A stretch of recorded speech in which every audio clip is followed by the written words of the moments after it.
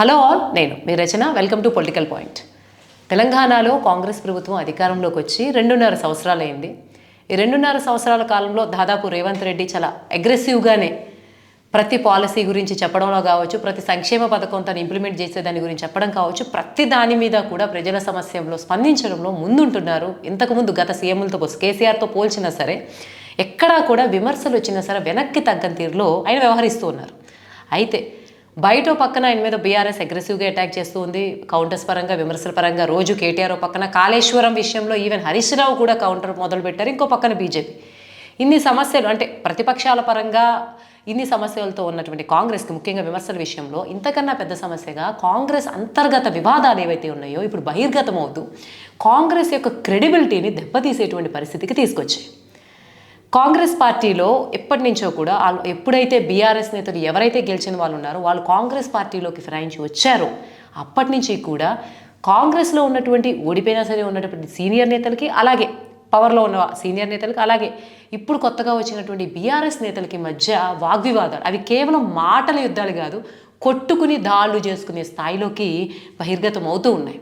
అయితే తాజాగా ఇవన్నీ ఎమ్మెల్యేల స్థాయిలోనో ప్రాంతాల స్థాయిలో ఉన్నంత వరకు కూడా ఈ విషయం చిన్నదిగానే ఉందని అనుకోవచ్చు. కానీ ఎప్పుడైతే దేవాదాయ శాఖ మంత్రి కొండా సురేఖ క్యాబినెట్ సమావేశానికి వెళ్ళకపోవడం, తాజాగా ఆవిడ కడియం శ్రీహరి మీద చేసినటువంటి కమెంట్స్, ఇవన్నీ గమనిస్తే ఇవన్నీ కూడా అంతర్గతంగా వాళ్ళలో వాళ్ళు కొట్టుకునేటువంటి చిన్న విషయాలు కాదు. మంత్రుల లెవెల్లో ఉన్నటువంటి అధికారులు కూడా చాలా అసంతృప్తితో ఉన్నారు. బీఆర్ఎస్ నేతల మీద వాళ్ళకి చాలా అసంతృప్తి ఉంది, దీని మీద సరిగ్గా స్పందించట్లేదని కొంత ముఖ్యమంత్రి మీద కూడా అలిగేటువంటి స్టేజ్లో ఉన్నారని అయితే తెలిసిపోతూ ఉంది. తాజాగా కొండా సురేఖ మొదటి నుంచి చూసుకుంటే బోర్డు నియామకం విషయంలో, యాదాద్రి బోర్డు నియామకం విషయంలో కూడా తనని పిలవకుండా, తనని అట్లీస్ట్ తనకి ఆ విషయం చెప్పకుండా బోర్డు నియామకం చేశారని చెప్పి ఆవిడ ఆ విషయంలో నెక్స్ట్ రోజు జరిగినటువంటి క్యాబినెట్ సమావేశానికి వెళ్ళలేదు. ఆఫ్కోర్స్ ఆవిడ అనారోగ్యం కారణమని చెప్పారు, అదైపోయిన తర్వాత ఇకపోతే కడియం శ్రీహరి గన్పూర్ స్టేషన్కి ఆ నియోజకవర్గానికి ఆయన ఎమ్మెల్యేగా ఉన్నారు. ఎమ్మెల్యేగా ఉన్న క్రమంలో ఆయన ఆ ప్రాంతానికి సంబంధించినటువంటి దేవాలయాల మరమ్మతులు కావచ్చు, దేవాలయాలకు సంబంధించిన విషయాలపై ఆయన సమీక్షా సమావేశం నిర్వహించారు. ఉన్నతాధికారులు కూడా పిలిచారు. సో ఈ విషయంలో కొండా సురేఖ చాలా బలంగా ప్రతిస్పందించారు. అంటే దేవాదాయ శాఖ మంత్రిని అయినటువంటి నన్ను పిలవకుండా, అట్లీస్ట్ నాకు ఒక విషయం గురించి తెలియజేయకుండా స్వయంగా ఎమ్మెల్యే స్థాయి వ్యక్తి ఉన్నతాధికారుల్ని పిలిచి ఎలా సమావేశం నిర్వహించారని చెప్పి ఆవిడ విమర్శిస్తూ ఉన్నారు. ఇంకా ఆవిడ టీపీసీసీ చీఫ్ అయినటువంటి మహేష్ గౌడ్ కూడా దీని మీద ఫిర్యాదు చేశారు, ఆయన అట్లా ఎలా చేస్తారు అని. ఇంకొక ఆవిడ బహిరంగంగా ఇంకో సవాల్ కూడా విసురుతుంది ఏంటంటే, కడియం శ్రీహరి ఎవరైతే ఉన్నారో ఆయన స్వయంగా కాంగ్రెస్ కండువా వేసుకుని మంత్రిగా గెలవాలి, మంత్రిగా ఉండాలి తప్ప వేరే పార్టీ నుంచి వచ్చి కాదు. అంతగా ఆయన గనక తను నిరూపించుకోవాలనుకుంటే మంత్రి పదవి దక్కించుకోవాలి, సాధించాలి చేసి, అంతేగాని ఇట్లా వలసలు చేసి కాదు అనేటువంటి స్ట్రాంగ్ కౌంటర్స్ విమర్శలు అయితే ఇస్తూ ఉన్నారు.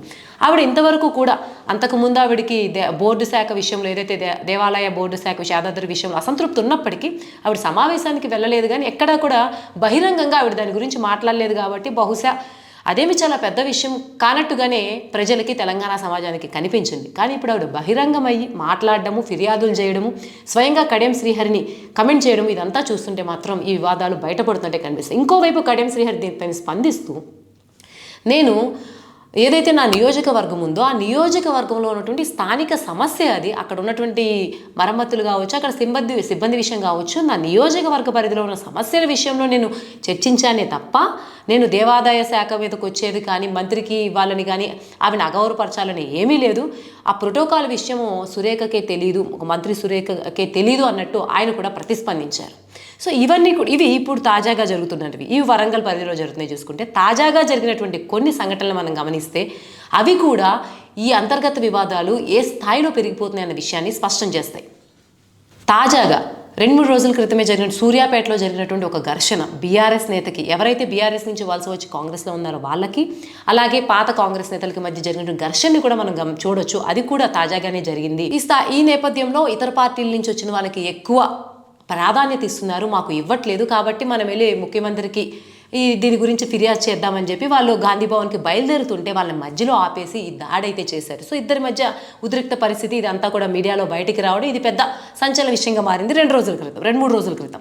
ఇంకొక పక్కన కాళేశ్వరం ప్రాజెక్టు విషయంలో కూడా రేవంత్ రెడ్డినే కార్నర్ చేస్తూ, రేవంత్ రెడ్డి రైతుల్ని సంక్షోభానికి నెట్టేస్తూ కావాలనే కాళేశ్వరం నుంచి నీరు పారేలా చేయడం లేదు, నన్ను ఇరిగేషన్ ముఖ్యమంత్రిగా 3 నెలలు చేయండి అనే స్థాయిలో బీఆర్ఎస్ నేత హరీష్ రావు లాంటి వాళ్ళు, ఇంకో పక్కన కనెం పంపు గురించి కేటీఆర్, వీళ్ళందరూ కూడా విమర్శలు చేస్తూ ఉన్నారు. ఇంకో పక్కన బీజేపీ కూడా కాంగ్రెస్ పార్టీని కార్నర్ చేయడానికి చాలా బలంగా ఇక్కడ బలపడడానికి ప్రయత్నాలు చేస్తూ ఉంది.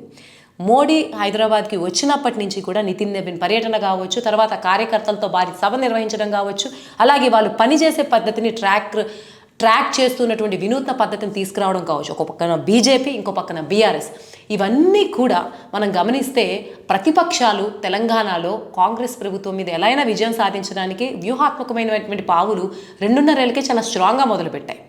తాజాగా గన్ పార్క్ ఉదంతమే తీసుకుంటే ప్రతిపక్షాలు ఎంత బలంగా నిలబడుతున్నాయో మనకి అర్థమవుతుంది. ఈ నేపథ్యంలో రేవంత్ రెడ్డికి బయట సవాళ్ళ కన్నా ఈ అంతర్గత వైరుధ్యం ఎక్కువ ఉండడం వల్ల ప్రజల మీద వాళ్ళు ఏమాత్రం దృష్టి సారించగలుగుతారు, ఈ ఆధిపత్య పోరులో ప్రజలు వీళ్ళని ఎంతవరకు నమ్మగలుగుతారు, ఏ లీడర్ దగ్గరికి వెళ్ళాలి, పాత కాంగ్రెస్ నేతకు వెళ్ళాలా, అప్పుడు బీఆర్ఎస్ నుంచి ఇటువైపు వచ్చిన కాంగ్రెస్ నేత దగ్గరికి వెళ్ళాలనేటువంటి గందరగోళం కూడా ప్రజల్లో ఉంటుంది. వీళ్ళ మధ్య ఇంత గందరగోళం వాళ్ళలో ఉండి వాళ్ళే కొట్టుకుంటున్నప్పుడు ఈ ప్రభావం ప్రజల మీద ఎలా చూపుతుంది అనేది రేవంత్ రెడ్డి గమనిస్తారా, దీని మీద చర్యలు తీసుకుంటారా?